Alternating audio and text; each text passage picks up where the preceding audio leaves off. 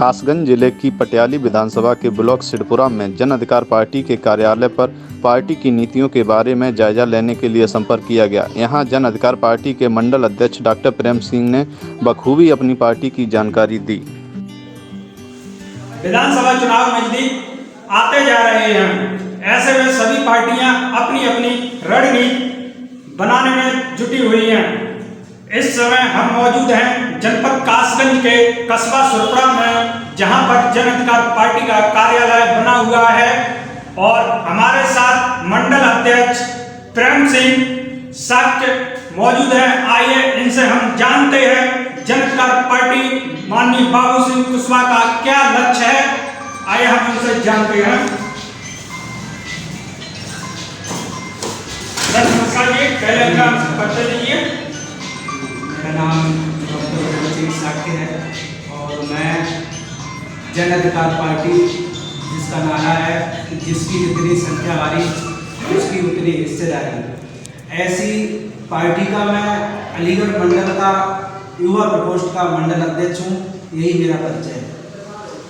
तो ऐसे में जो जन अधिकार पार्टी माननीय बाबू सिंह कुशवाहा चला रहे हैं, उनकी क्या रणनीतियाँ हैं, उनके बारे में बताइए थोड़ा। देखिए, जन अधिकार पार्टी का एकमात्र उद्देश्य है कि जिसकी जितनी संख्या वारी उसकी उतनी हिस्सेदारी, यानी कि आबादी के हिसाब से सभी जातियों को उनकी हिस्सेदारी सुनिश्चित करना। जैसे कि सरकारी नौकरियां हैं, चाहे प्राइवेट सेक्टर हो या बालू के खनन के जो ठेके पट्टे होते हैं, या ये कहें कि सरकार के जितने भी संसाधन हैं, सभी जगह और सभी जातियों को उनकी आबादी के अनुपात में उनको हिस्सेदारी देना, यही एक मात्र उद्देश्य है जन अधिकार पार्टी का। दूसरा, शिक्षा के क्षेत्र में जो सरकार दोहरी नीति अपनाती है, जैसे जो गरीब के बच्चे हैं, कमजोर के बच्चे हैं, वो लोग प्राइमरी स्कूल में पढ़ते हैं, यूपी बोर्ड से पढ़ते हैं, और जो अमीर के बच्चे हैं, जो पैसे वाले हैं, और जो वो लोग जो सीबीएसई बोर्ड से पढ़ाते हैं कॉन्वेंट स्कूल में, बहुत अच्छी जगह पढ़ाते हैं जहाँ एसी की सुविधाएं होती हैं और बहुत सी सुख सुविधाएं होती हैं। तो जन अधिकार पार्टी की सरकार बनने पर चाहे बेशक अमीर का बच्चा एसी में बैठ करके पढ़े या कुर्सी पे बैठ करके पढ़े, उससे कोई दिक्कत नहीं है, लेकिन पाठ्यक्रम सभी का एक ही होना चाहिए। एक तो ये जन अधिकार पार्टी का उद्देश्य है। ऐसे में एक माननीय केशव प्रसाद एक पार्टी चला रहे हैं महान दल, वो समाजवादी पार्टी में गठबंधन है। ऐसे में आपका समाज जो है कहाँ जाएगा और भ्रमित भी हो रहा है। देखिए, पहले तो उनका नाम केशव देव मौर्य है और उनका जो महानदल के जो राष्ट्रीय अध्यक्ष हैं केशव देव मौर्य जी, उनका कोई महानदल से गठबंधन नहीं है। उन्होंने अपनी पार्टी का विलय कर दिया है और विलय करने के बाद उन्होंने जो है अपने बेटा को बिलसी विधानसभा सीट से साइकिल के सिंबल पर वो चुनाव लगा रहे हैं। दूसरी चीज, आप कह रहे हैं कि समाज कहाँ जाए, समाज कंफ्यूज है, तो मैं आपको बताऊं कि समाज के जितने भी नेता हैं, चाहे केशव देव मौर्य जी हों और चाहे माननीय स्वामी प्रसाद मौर्य जी हों, या अन्य समाज के हमारे लोकल में भी एटा कासगंज में भी कई एक नेता हैं, तो इन नेताओं की जब हम लोग बात करते हैं, जब इनके बारे में देखते हैं, किसी समय ये लोग कहते थे कि इस बार समाजवादी पार्टी को हराना है और भाजपा को लाना है। तब इन्होंने जो है एक अभियान चलाया कि समाजवादी पार्टी, कहते थे हमारे जो समाज के नेता थे कि ये गुंडों की पार्टी है ना। उन्होंने समाज को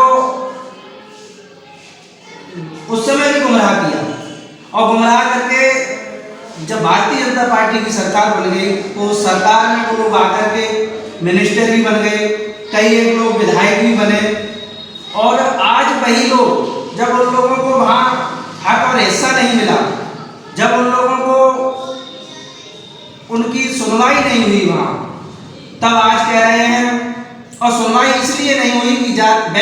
आते हैं वो, और बैकवर्ड में भी वो एक ऐसी जाति से आते हैं जो हम लोग बहुत कमज़ोर और वैसे लोग माने जाते हैं जो 74 सालों में अपने हक अधिकारों से अलग हैं, दूर हैं। तो आज वो वही लोग कह रहे हैं, आज वही लोग वही लोग हैं जो पिछली बार भाजपा समाजवादी पार्टी का विरोध कर रहे थे। आज वही लोग समाजवादी पार्टी का कह रहे हैं कि ये अच्छी पार्टी है। ऐसी स्थिति में जब महानगर के मुखिया की बात आती है तो महानगर के मुखिया जी ने भी एटा में और कासगंज में, एटा में तो बहुत ना के बराबर काम किया था, लेकिन कासगंज में थोड़ा बहुत किया था उन्होंने। तो वो भी लगे हुए थे और उनका भी उद्देश्य था कि मैं किसी भी तरह से अपने बेटे को विधायक बना दूं और अपनी पत्नी को विधायक बना दूं या स्वयं मंत्री बन जाऊं। उनका स्वयं का लालच था वो, और इसी के चलते उन्होंने समाजवादी पार्टी से अपने बेटा को चुनाव लड़ा रहे हैं। इसमें समाज का कोई भला नहीं है।